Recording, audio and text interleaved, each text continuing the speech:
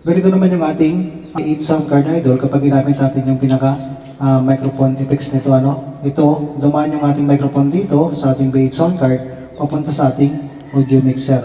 So dito ma-adjust natin ito kung ano ang gusto natin ilabas yung ating mic dito. Katulad yan, ma-adjust natin yan. Check, mic, hello, sound. Check, sound, check. So pwede tayo mamili dito. Merong MC, Pro, Pop, at saka Karaoke. So ito, ayan. So karaoke yung ginagamit ko rito. Itong pinaka-effects niya. Yung connector na ginamit ko dito idol sa ating B8 sound card, itong 3.5 to dual mono TS. Monitor output lang ginamit ko dito.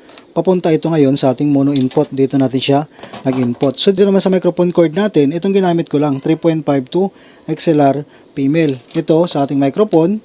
Tapos ito 3.5 dito sa kanyang mic 1, mic 2. Dahil naka 3.5 siya, kailangan natin ng ganitong connector para magkasya yung ating microphone input dito.